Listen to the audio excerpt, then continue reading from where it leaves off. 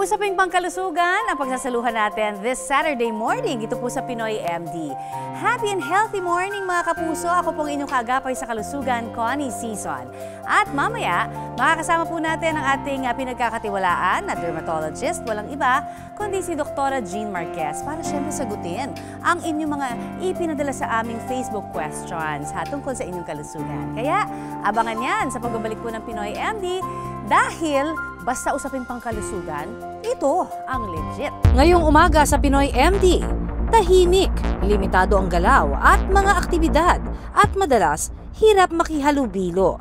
Ganito raw kung ilarawan ang 18 taong gulang na si Kyle na na-diagnose na may autism spectrum disorder. Ano ang kondisyong ito at paano ito nakakaapekto sa kilos at gawin ng isang tao? At gaano kahalaga ang pag-unawa at pasensya ng pamilya at iba pang nakapaligid sa mga mayroon nito? Abangan mamaya! Samantala, narito muna ang ating dermatologist na si Doc Jean para sagutin nga po ang ilang mausaping pangkalusugan na ipinadala ninyo sa ating Facebook question. Good morning, Doktora! Good morning, Connie. And of course, good morning po sa lahat ng ating mga kapuso. Eto na for our first question, Doktora Jean. Tanong ni Krishna Ramos, bakit daw kaya ilang beses siyang nagkaka-ingrown? Masakit yan. Paano ba nagiging prone ang isang tao na magka-ingrown sa kuko? Alright, Trishna, nagkakaroon ng ingrown kapag yung ating mga kuko ay tumubo papuntang balat, no? Doon sa flesh na tinatawag na nakapaligid sa kuko. No? Kumbaga naiipit yung tubo ng nails doon sa skin. No? And then pag nagkaganyan, namumula na, and minsan nagkakaroon ng pain, namamaga, at nagkakaroon ngayon ng secondary infection. So ano nga ba yung mga nagkukos niyan? Unang-una kapag improper trimming, no? Grabe ka siguro magtanggal ng kuko mo, no? Sinasagad-sagad mo. Tapos pag sinagad mo, pag tumubo yung nails na yan, no? Ngayon tutubo siya papaloob dun sa balat, no? Ouch, no? So pwedeng mangyari yan. Pangalawa, pwede ring nangyayari yan kapag yung shoes mo naman sobra namang sikip, no? Pag masikip yung shoes, nagkakaroon ng pamamaga dun sa flesh or dun sa skin, and then pag tumubo yung nails mo doon, pwedeng maipit yon, magasgas yung skin na yon. No? And pwede rin namang injury. Kapag ikay halimbawa na injury or nasaktan yung area na yon, pwedeng magkaroon ng pamamaga. Ang mag-ama sa video, binisita namin sa kanilang tahanan sa Quezon City. Hello! Kamusta po? Pasok, pasok! Hi, Kyle! Hi, Kaway! Kaway, Kyle! Kaway, ayun, no? GMA, oh. Oh, kaway na. Come on. Si Kyle, oh. Nagdo-drawing, eh. Pasok, pasok. Tahimik at tila nahihiya na humarap sa amin ang 18 taong gulang na si Kyle. Kumpara sa mga kaedad niya, si Kyle, limitado ang galaw at mga aktibidad. Madalas, hirap siyang makihalubilo. Kaya maging ang kanyang pag-aaral at paglalaro, apektado. Ano naman yung problema? Wala yun. Si Kyle kasi na-diagnose ng Autism Spectrum Disorder o ASD. Si Kyle ay diagnosed since 4 or 5 years old with ASD. Kaya until now, lagi pa rin siyang dapat may kasama para mag-assist ng mga needs niya. Ang ASD, isang kondisyon na may kaugnayan sa brain development at nakakaapekto sa kilos, pakikihalubilo at pakikipag-usap sa iba. Ang Autism Spectrum Disorder ay isang klase ng developmental disorder na kung saan ang bata ay may problema sa kanyang behavior, sa kanyang communication, at saka sa kanyang social skills. Kwento ng amang si Val, 2 taon noon si Kyle nang may mapansin silang mag-asawa sa kilos at gawin ng anak. In-expect ko kasi mga 1 to 2 magsasalita na kahit daddy or mommy. Pero nang pagdating niya ng 3 years old, yung mga dapat niyang sabihin talagang 0 kahit daddy, mommy, wala eh. So pag gusto niya ng milk, kukunin lang niya yung bottle, yung dede, iaabot sa'yo, tapos ikaw na magtimpla. Kahit na mga unang buwan pa lang sa buhay ng isang bata, may mga milestones po kasi na dapat na na-achieve na isang bata. Milestones behavior, as simple as, di ba, pag 2 months, ngitian mo yung anak mo. Nagre-respond sa'yo, di ba? Tapos pagdating ng mga 8 months hanggang 12 months, mama na siya. Pag hindi mo yan nakikita sa anak mo, mabahala ka. Kasi yun yung mga early signs. Bukod dito, mahirap din daw siyang magbalanse. Pag naglalakad siya, hindi balanse, nagtitipto. Andun din yung wala siyang eye contact. Ang kauna-unahan na senyales ay, pag tinatawag, hindi naman siya bingi, nandededma. Tapos, pag kinakausap, hindi tumitingin sa mata. And then, meron siyang mga mannerisms, no? Pwede sa kamay. Pag naglalakad siya, nakatiptoe siya. Tapos, marami din siyang sensory issues like nagtatakip siya ng tenga. Tapos, ngiti siya ng ngiti. Wala naman nakakatawa. Dahil sa mga senyales, minabuti na nilang ipasuri si Kyle sa isang espesyalista. Dito na na-diagnose na mayroon nga siyang autism spectrum disorder. After ng mga test, observation, assessment, and laboratory, na-confirm na nga na meron siyang autism. Wala akong makikitang frustration sa akin, pero deep inside, gulong-gulo na isip ko eh. Nag-usap kaming mag-asawa. Siyempre, dadaan na kami sa mga advice ng aming doktor, gaya ng occupational therapy, speech therapy, ABA. Hindi raw naging madali na tanggapin ang sitwasyon ng kanyang anak, lalo't nag-iisang anak lamang si Kyle. Wala naman akong karapatang sumuko kasi wala namang aasahang iba si Kyle. Ako yung sandigan niya, kami yung kanyang inaasahan. Di na. Wala na yun. Pero ang tanong, Dok, ano nga ba ang sanhi ng ganitong kondisyon? Ang kasagutan, abangan mamaya. Back to our Facebook question again, Dr. Jean. Ano ang tamang skincare para mawala yung mga pores and scars sa mukha? Tanong yan ni Marie Grace R. May mga skincare na tinatawag na exfoliating skincares, no? Or yung mga smoothening skincares. Yan yung mga vitamin A-derived chemicals like retinol, retinoic acid, retinaldehyde, no? Iba-ibang klase yan, no? Pwede rin mga glycolic, alpha-hydroxy acids, no? Or mga mandelic. Of course, dapat yung mga smoothening creams na yan, meron talagang guided ka ng iyong dermatologist because these are irritating creams, no? May potential siya na maka-irritate. So, dapat masuri muna, ano bang skin type mo? Sensitive ba? Oily ba? Combination ba? Lahat yun kinukonsider. Tapos pangalawa, ano ba yung soap na gagamitin mo kasabay nun? Kasi kung sobrang tapang na nung soap, pwedeng lalong mag-cause ito ng irritation, mag-i-smoothen nga, mangingitim ka naman, no? So, of course, talagang dapat talagang masuri ka at mabigyan ka talaga ng parang kumbaga kit. Because you also need, pag gumagamit ka ng mga smoothening creams, dapat may mga moisturizers din, no? So, go to a dermatologist para talagang masuri yung iyong skin.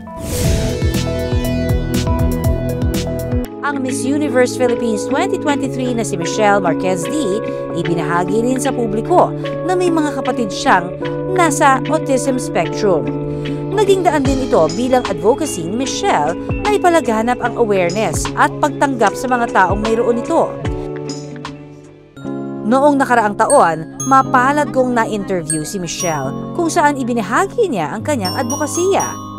I've been an advocate for the autism community since actually it's a lifelong mission of mine. I have dalawa po yung kapatid ko na nasa autism spectrum.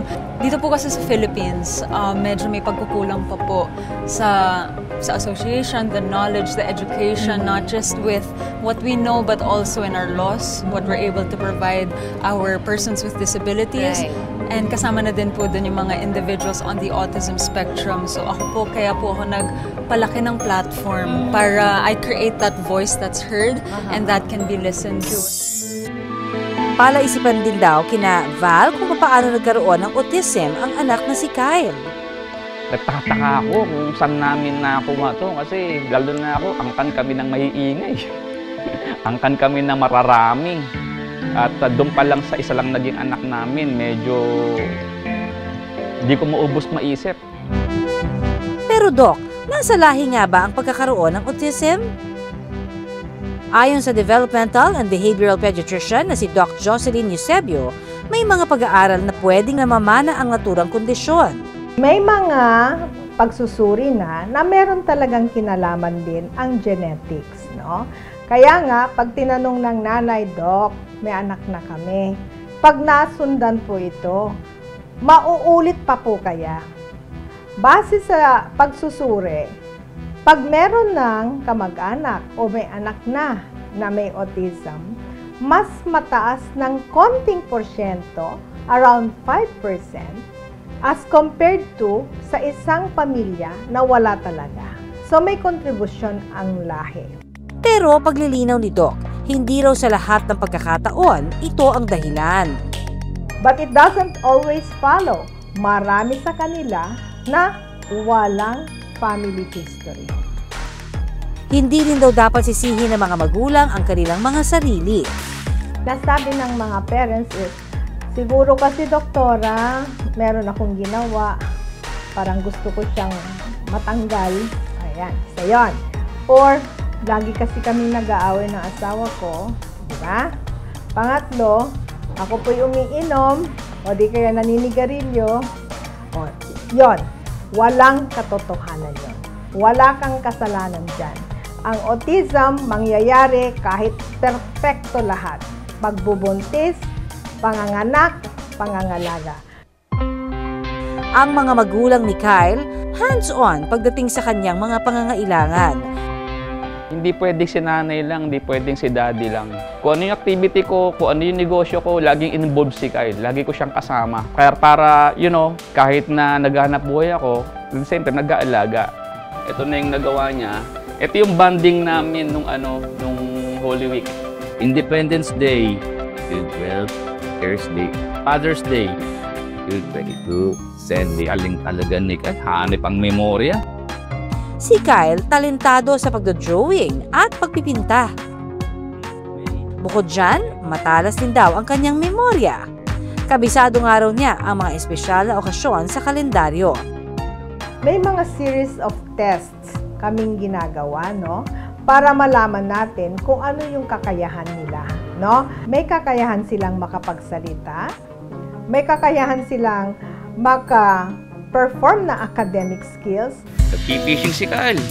May huli, ang galing ni Kyle. Sige, ikot. Madalas din daw magbonding ang mag-ama tulad ng pamimingwit ng isda at paggawa ng content online.